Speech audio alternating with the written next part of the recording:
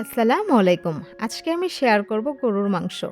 বাহিরে বৃষ্টি হচ্ছে আর এই বৃষ্টির ভিতর কিন্তু ভুনা খিচুড়ি আর গরুর মাংস খুবই ভালো লাগে খেতে।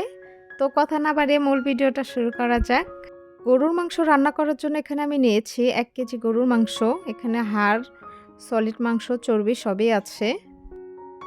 তারপর এখানে আমি চুলায় একটা কড়াই বসিয়ে দিলাম। দিয়ে দিলাম রেগুলার রান্নার তেল। তেলের ভেতর দিয়ে দিলাম গরম মশলা।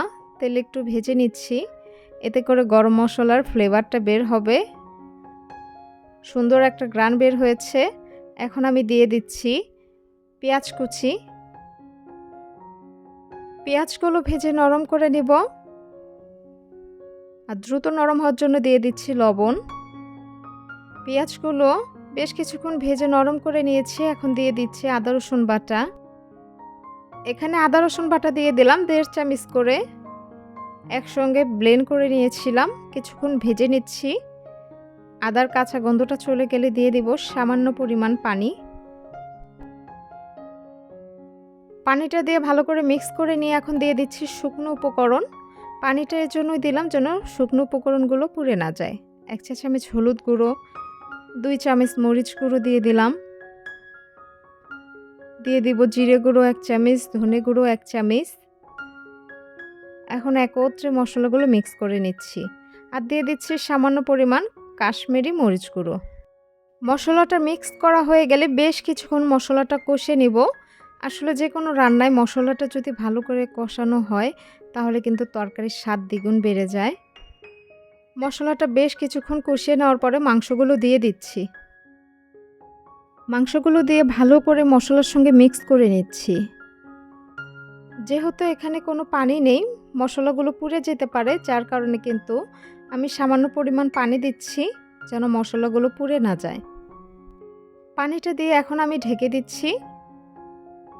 ফিরে আসলাম কিছুক্ষণ পর। দেখেন মাংস থেকেও কিন্তু অনেকটা পানি ছেড়ে দিয়েছে। এই পানিটা দিয়ে কিন্তু মাংসটা ভালো করে কষিয়ে নিতে হবে। আর চুলার জালটা এই পর্যায়ে কিন্তু মিডিয়াম হিটেরও কম আছে, লো হিটেই। মাংসটা একটা নাড়া দিয়ে এখন আমি আবারও ঢেকে দিচ্ছি কিছুক্ষণের জন্য। ফিরে আসলাম আবারও কিছুক্ষণ পর, আবারও একটা নাড়া দিয়ে দিচ্ছি। তো এইভাবে আমি কিছুক্ষণ পর পর নাড়া দিয়ে দিব যেন সবগুলো মাংস ভালোভাবে কুক হয়ে যায়। ঢেকে দিয়েছিলাম, আবারও একটা নাড়া দিয়ে দিচ্ছি। পানিগুলো কিন্তু অনেকটা শুষে নিয়েছে।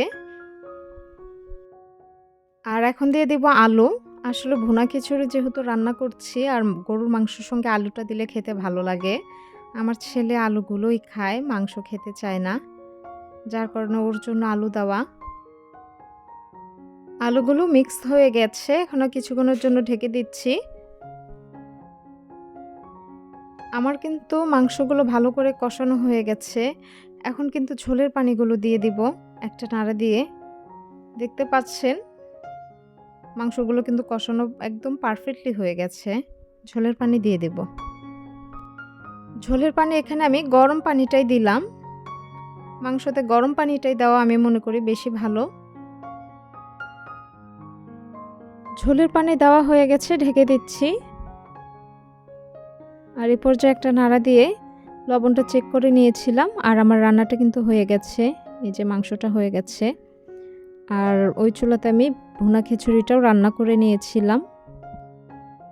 রান্নাটা হয়ে গেছে, এখন হচ্ছে খাবার পালা। খাওয়ার জন্য সার্ভ করে নিয়েছি। আমার কাছে মনে হয় সব সময় ভুনা খিচুড়ির থেকে লেটকা খিচুড়িটাই ভালো লাগে বেশি। তো আমার ঘরে ফ্যামিলি মেম্বাররা তারা ভুনা খিচুড়িটা একদম ঝরঝরে খেতে পছন্দ করে, যার কারণে ঝরঝরে রান্না করা। তো আমিও খাওয়া শুরু করে দিলাম। আজকের কথা বাড়াচ্ছি না। আজকের ভিডিওটা যদি ভালো লেগে থাকে একটা লাইক দিতে ভুলবেন না। আর চ্যানেলে নতুন ভিজিট করে থাকলে চ্যানেলটি সাবস্ক্রাইব করে দিবেন। আজকে এই পর্যন্তই। সবাই সুস্থ থাকবেন, ভালো থাকবেন। আল্লাহ হাফেজ।